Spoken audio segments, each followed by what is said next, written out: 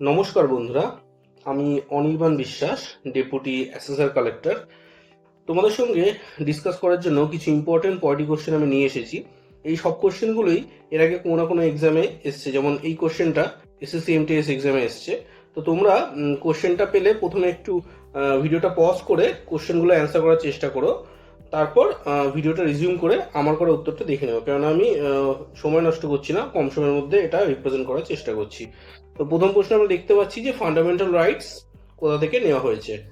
তা বন্ধুরা, এখানে অপশনগুলোর মধ্যে আমরা করব ইউএসএ। তার কারণ ফান্ডামেন্টাল রাইটস আমরা ইউএস কনস্টিটিউশনের বিল অফ রাইটস এখান থেকে নিয়েছিলাম।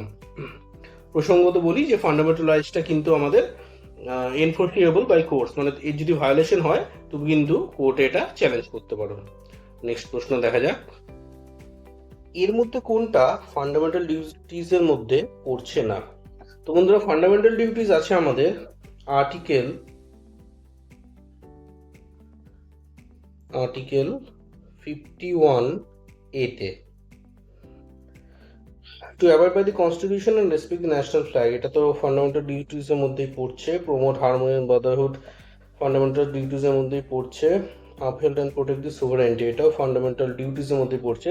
Abolition of titles except military and academic, মানে আমরা মিলিটারি বা একাডেমিক ছাড়া অন্য কোনো রকম টাইটেল ভারত সরকারের কাছ থেকে নিতে পারবো না without the consent of president, এটা আর্টিকেল 18তে পড়ছে। অতএব এটা ফান্ডামেন্টাল ডিউটিস এর মধ্যে পড়ছে না।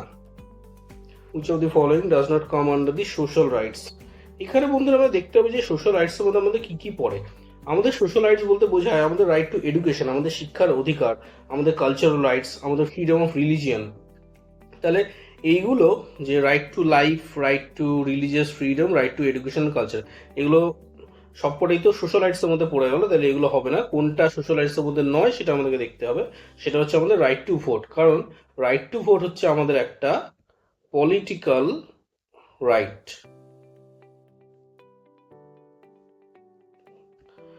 আমাদের ভোট দেওয়ার অধিকার, অতএব এটা অ্যান্সার হবে। নেক্সট আমরা দেখব promotion of international piece of security, এটা কোনটার মধ্যে মেনশন করা ছিল। তাহলে promotion of international piece and security এটা পড়ছে আমাদের আর্টিকেল 51, আর্টিকেল 51 মধ্যে পড়ছে, যেটা হচ্ছে আমাদের DPSP, directive principles of state পলিসির মধ্যে পড়ছে। নেক্সট আমরা দেখব এর মধ্যে কোনটা এনফোর্সিয়েবল ইন কোর্ট, মানে যার উল্লঙ্ঘন হলে আমরা সেটাকে কোর্টে চ্যালেঞ্জ করতে পারি। তাহলে একটু আগে আমি বলেছিলাম বন্ধুরা যে আমাদের ফান্ডামেন্টাল রাইটসটা হচ্ছে এনফোর্সিয়েবল ইন কোর্ট, মানে যদি উল্লঙ্ঘন হয় তুমি কোর্টে চ্যালেঞ্জ করতে পারো। নেক্সট হচ্ছে in which government each adult citizen must have one vote and each vote must have one value, প্রত্যেকটা ভোট সমান অধিকার থাকবে। এটা কোন ধরনের সরকারের মধ্যে থাকে বন্ধুরা? তো বন্ধুরা, আমাদের দেশে আমরা দেখতে পাই যে আমাদের প্রত্যেকটা মানুষের ভোটের ভ্যালু কিন্তু এক, সে ধনী হোক বা দরিদ্র হোক, সে যে বর্ণের হোক, যে জাতির হোক, যে জায়গা থেকে সে বিলং করুক না কেন, প্রত্যেকটা মানুষের ভোটের অধিকার সমান। এবং এই ধরনের সিস্টেমকে বলা হয় গণতন্ত্র, যেটা আমাদের দেশের মধ্যে আছে। তাহলে এটা হবে ডেমোক্রেটিক।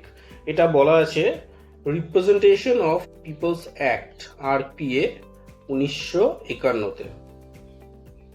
নেক্সট প্রশ্নে যাচ্ছি বন্ধুরা, in how many ways can Indian citizen be acquired, আমরা কত রকম ভাবে নাগরিকত্ব পেতে পারি বন্ধুরা? তো আমরা বন্ধুরা 5 ভাবে নাগরিকত্ব পেতে পারি। সেই 5টা কি কি আমি বলে দিচ্ছি। একটা তো হচ্ছে বাই বার্থ, অর্থাৎ জন্মসূত্রে। একটা তো হচ্ছে বাই ডিসেন্ট, অর্থাৎ বংশসূত্রে। একটা হচ্ছে বাই রেজিস্ট্রেশন। একটা হচ্ছে বাই ন্যাচারালাইজেশন।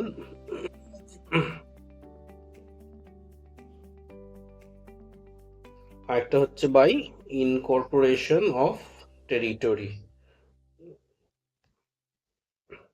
এই 5 ভাবে বন্ধুরা আমরা সিটিজেনশিপ পেতে পারি।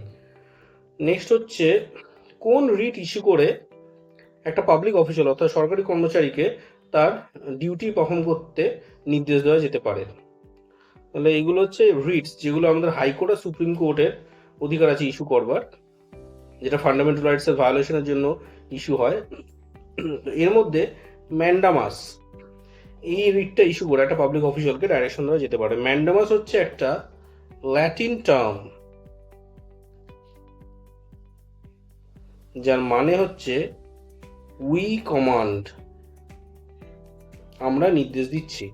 এটার মাধ্যমে একটা কোর্ট কোনো একজন সরকারি কর্মচারী অথবা যে কোনো সরকারি সংস্থাকে ডাইরেকশন দিতে পারে যে আপনি আপনার ডিউটিটা করতে আইনত বাধ্য।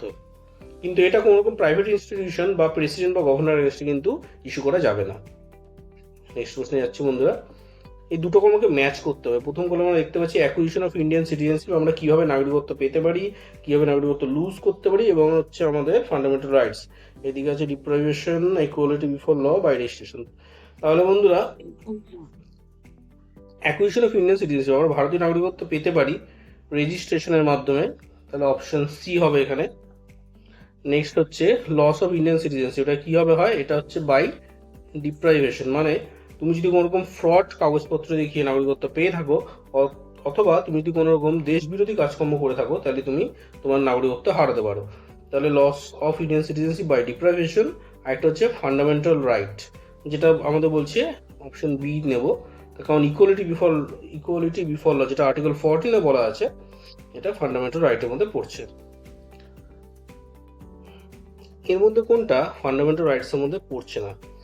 তো সেকেন্ড অপশনটা আমি আগে যাচ্ছি, রাইট টু কনস্টিটিউশনাল রেমেডিস, এটা তো আর্টিকেল 32 মধ্যে পড়ছে ফান্ডামেন্টাল রাইটস।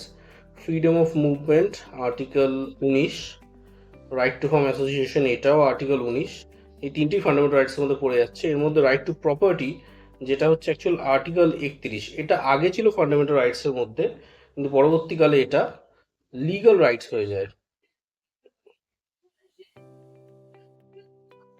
লিগাল রাইট হয়ে যায়, এবং সেটা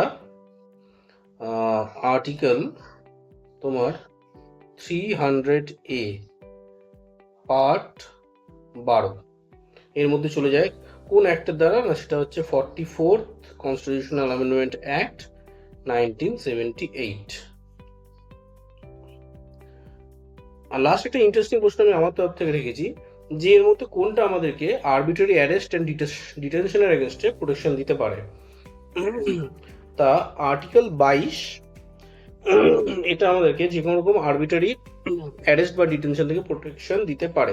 যেমন ধরো বন্ধুরা, তুমি তোমার বন্ধুদের সঙ্গে হয়তো মাঠে আড্ডা দিচ্ছ, ওই সময় কোনো একজন পুলিশ অফিসার এসে তোমাকে অ্যারেস্ট করে নিয়ে চলে গেল, এতে করে তাকে কিন্তু তোমাকে 24 ঘন্টার মধ্যে নিয়ারেস্ট ম্যাজিস্ট্রেটের কাছে প্রডিউস করতে হবে, এবং সেখানে সে যদি যথোপযুক্ত কজ না দেখাতে পারে যে কেন তোমাকে অ্যারেস্ট করেছে, তার এভিডেন্স যদি না দেখাতে পারে, তাহলে সে হবে সাসপেন্ড, তুমি হবে ফ্রি।